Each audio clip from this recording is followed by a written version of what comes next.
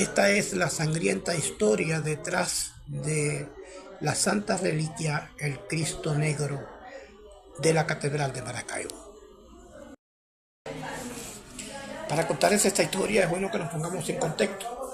En el año de 1600, los exploradores, los conquistadores, los expedicionarios cruzaron el lago, fueron a la otra orilla y en ese lugar del lago consiguieron unas tierras fértiles de muchas flores, de muchos frutos, de buena cacería, de buena pesca. Y entonces aprovecharon y promovieron la venta de esos terrenos para los grandes cacaos, para los terratenientes de la ciudad de Maracaibo, quienes compraron esas parcelas y construyeron allí sus casas para acampar. Ese lugar que encontraron al cruzar el lago lo llamaron Gibraltar y se vendieron las parcelas para los grandes cacaos, los comerciantes de Maracaibo, quienes construyeron allí un asentamiento para tener sus casas de campo. Allá se fue un capitán español de nombre Rodrigo Argüelles, acompañado pues de su esposa doña Juana de Ulloa, y quien tenía 3 hijas, la mayor Leonor, la segunda Paula y la más pequeña Elvira. Vivir en Gibraltar era una belleza, pero quienes vivían allí, quienes tenían allí sus casas y disfrutaban de ese ambiente tan hermoso con flores, con frutas, con árboles, donde eran silvestres los alimentos, no se percataron que estaban bajo la mirada peligrosa de los indios Quiriquire y los indios Motilones. Estaban ubicados en las costas sur o sureste. Eran buenos navegantes, expertos en sus canoas, en sus piraguas. Ocupaban la zona cenagosas y estaban cerca del río Suria y el río Catatumbo, en un lugar conocido como Encontrados, en donde estaba la confluencia del río Suria, que se llamaba también Cúcuta, y tenían sus viviendas como palafitos. De Gibraltar estaban río arriba. Por su parte, los motilones o barí, de la lengua chipcha, ocupaban la sierra de Perijá y estaban en la parte adentrada de la selva del Catatumbo. Llegaban cerca de Cúcuta y de los Andes merideños. ¿Qué ocurrió? Ocurrió que los indios Quiriquiri y los indios Motilones decidieron atacar a Gibraltar, y ese ataque en Gibraltar ocurrió en el año de 1600. Fue un ataque terrible. Atacaron los Quiriquiri, pusieron las embarcaciones, las canoas, las piraguas, y los Motilones pusieron las flechas y todo lo que fue la fuerza por tierra. Fue un ataque intenso, en donde capturaron a la señora Juana Ulloa, la colgaron, le dispararon flechas. Fueron tantas las flechas que cuando la descolgaron cayó de pie, sostenida por las lanzas y las flechas que le habían. Juana Ulloa fue asesinada de manera horrible. Fue asesinada colgada a un árbol y le dispararon tantas flechas que cuando la bajaron de la cuerda quedó de pie, sostenida por las lanzas y las flechas que le habían disparado. Su hija Leonor fue secuestrada, y también Paula. Ella fue rescatada, y cuando la rescataron estaba desnuda y tenía una niña de 4 años.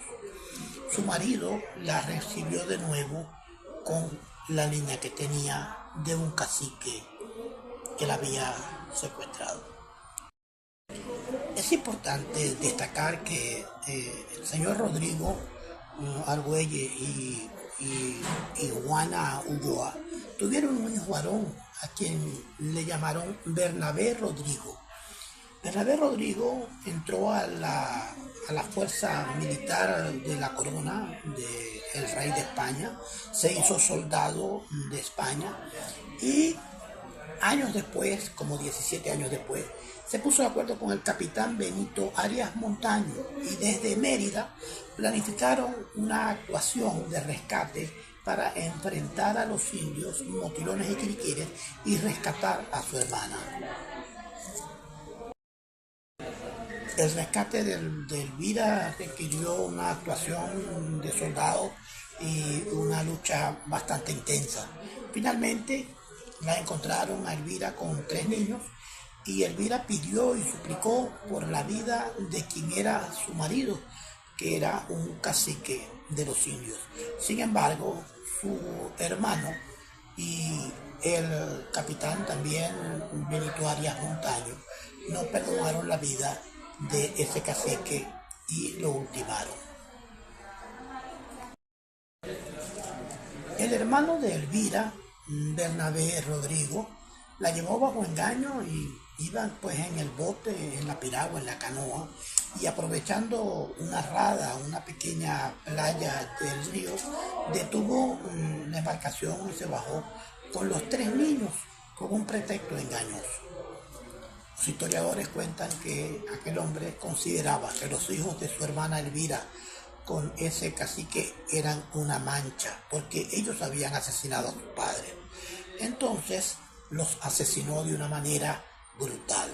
Algunos historiadores señalan que Bernabé Rodrigo lanzó contra las rocas a los pequeños y los mató a los 3. Ya en el contexto, ya hemos visto pues cómo fue de duro el ataque. Vamos a hablar de cómo surge la imagen de la Santa Reliquia del Cristo Negro.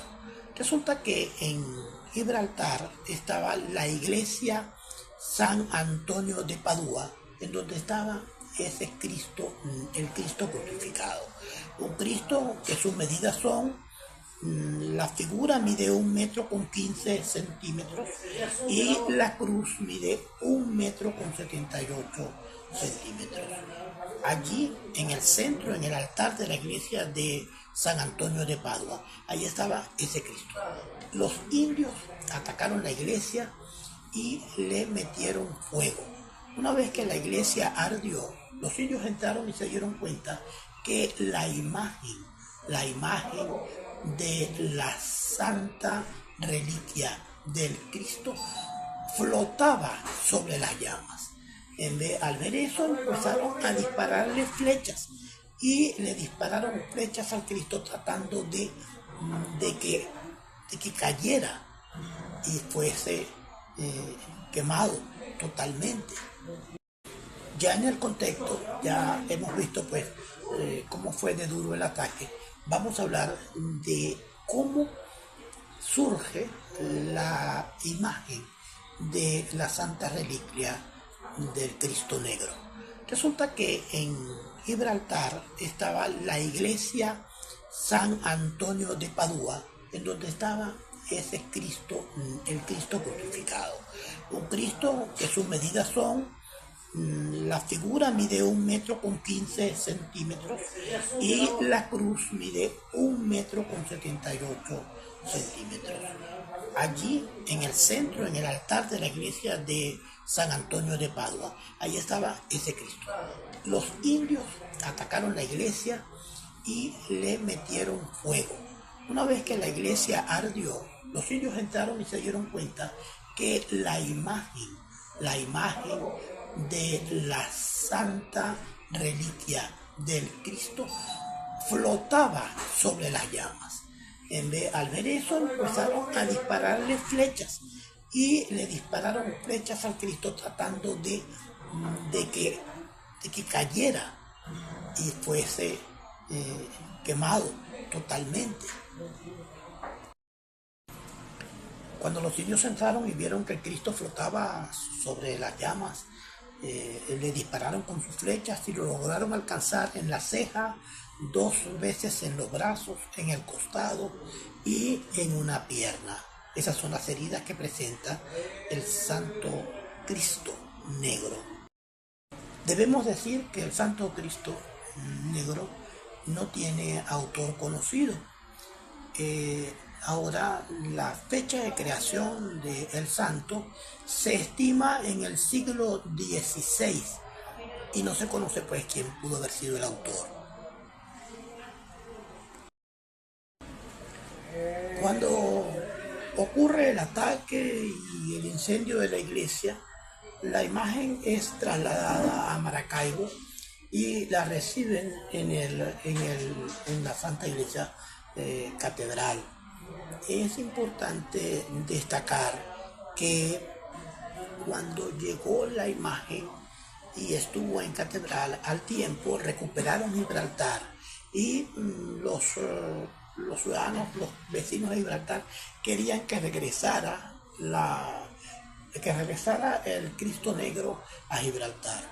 Entonces se produjo una discusión y en esa discusión tuvo que intervenir el Consejo de Indias, que estaba a cargo del obispo Fray Antonio de Alcega. Fray Antonio de Alcega decidió que eso sería a juicio de Dios, lo que se conoce como una ordalia. ¿En qué consistió la decisión que tomó el obispo Fray Antonio de Alcega? Consistía en montar en un bote, montar en una piragua y llevarla a medio lago, en el punto intermedio entre Gibraltar y Maracaibo, y dejarla allí sin piloto, dejarla allí sin vela, dejarla allí que el propio santo decidiera qué rumbo y en qué lugar se quería quedar. Se hizo un intento y la embarcación no se movió ni para adelante ni para atrás. En el segundo intento, al día siguiente, también no se movió ni para adelante ni para atrás. Pero en el tercer intento, la embarcación sí tomó rumbo hacia Maracaibo. De manera que al decidir el santo quedarse en Maracaibo, lo llevaron a la catedral donde se encuentra hasta el día de hoy. Se dice que el obispo Ventura de la Vega sufría de una parálisis y al recibir al Cristo Negro, que se inclinó ante su presencia, fue curado inmediatamente de su parálisis. Se trata de una historia intensa, una historia bastante interesante. Lo que pasó detrás de el Cristo Negro. Ese final tan trágico que tuvo la señora Juana Ulloa y de el destino que tuvieron sus hijas en cautiverio con los indios.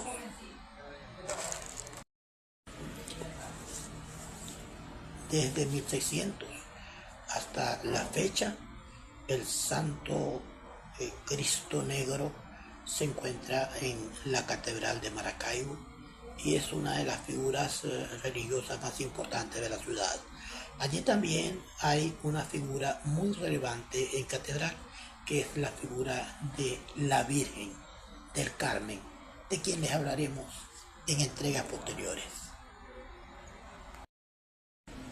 Para noticiasdia.com les reportó Josué Carrillo.